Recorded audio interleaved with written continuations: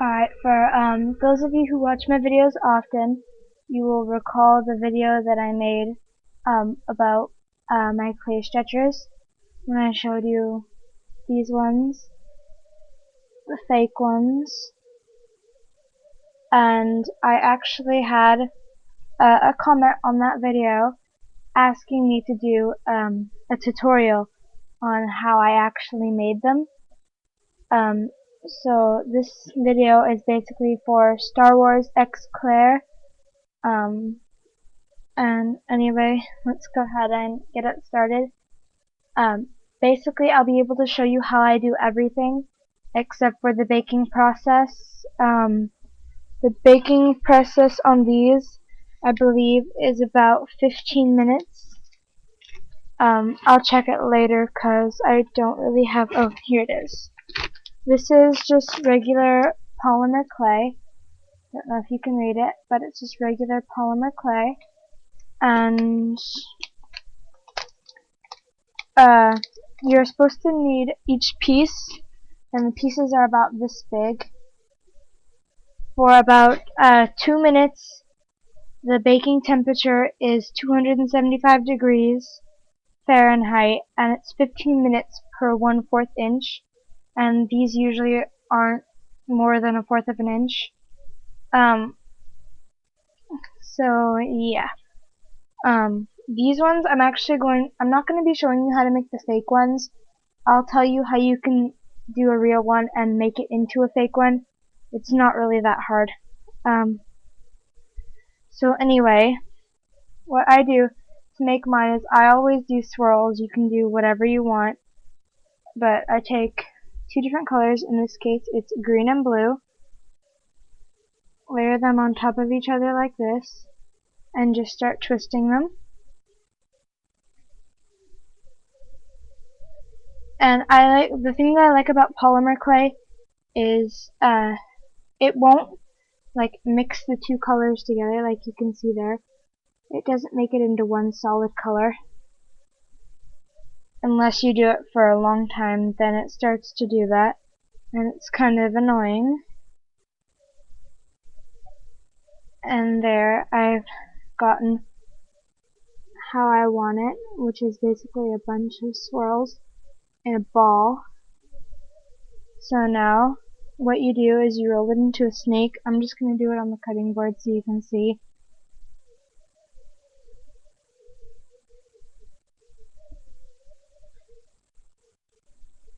And there. Now you can see the designs in it. You can do pretty much any design you want. If you find a picture that you want, or like how you want your tapers or anything on the internet, send it to me and I'll actually make a video explaining how to do it, because it's not really that hard. Now what you want to do is cut it to your desired length. I'm only going to need about this much of it. And what you want to do is try and make it perfectly rounded at the top, which is what I'm doing now.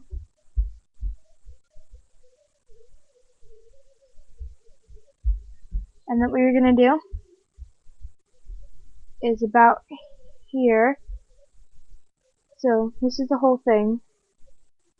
About right here on it, the smaller length, you're going to want to keep that the same width and make the rest of it thinner. So that's just what I'm going to do now.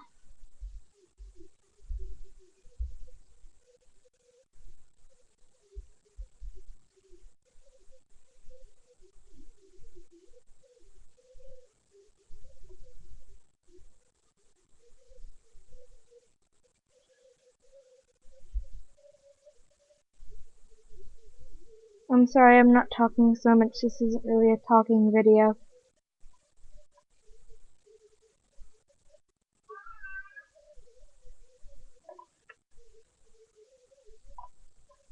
And cut the excess off. And you can see there we have the shape we want. And now what I'm going to do is I'm just going to take some of my clay shaping tools and I'm going to add designs on the top of it. There's not that much space to work with, but I'm going to do as best as I can. Usually I don't do this, but thought I'd make it interesting and not just a short little tutorial.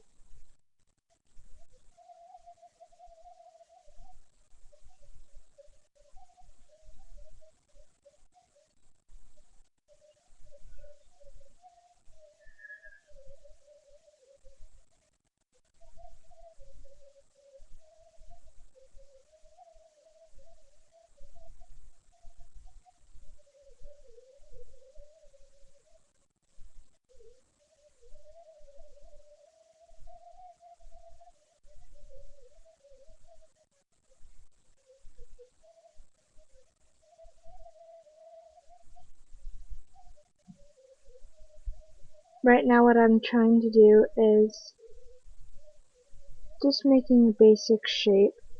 I'm trying to do the Mickey Mouse head. Not working quite how I planned, but it's alright.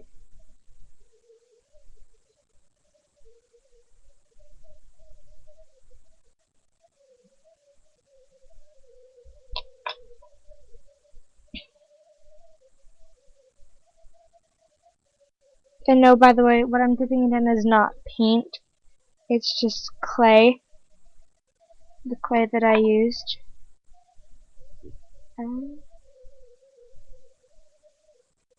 Basically, well, it's too blurry, but basically it's a purple Mickey Mouse head on the top of it. I'm actually going to bake this after the tutorial, and I'll show it to you later.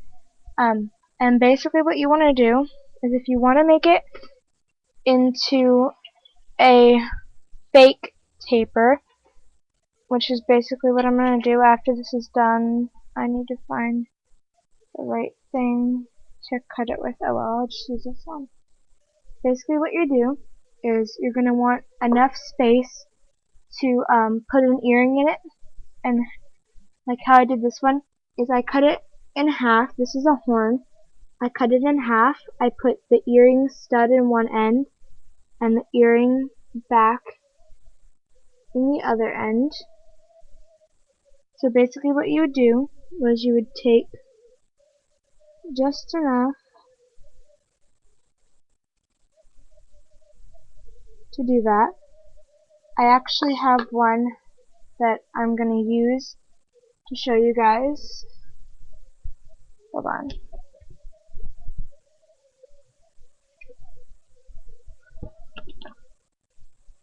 That's the one thing I forgot to get while I was doing this. So basically what I did was this one had a gem on it, and all I did was cut it off. So now it's just the little stick thingy, whatever you want to call it.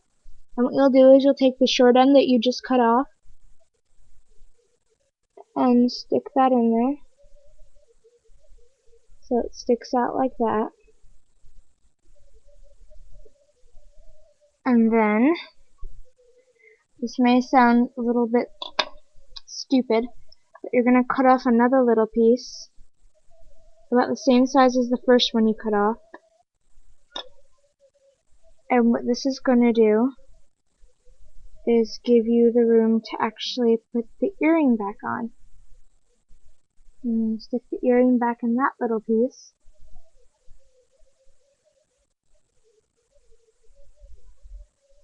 And what I do is I line it back up with where I took it off, and I just blend it back in. You may actually want to slim this out a little bit more, which means you gotta cut off a little bit more at the end and just slim it out. And then, oops, what I do is I also have black polymer clay. I have 4 different colors. I have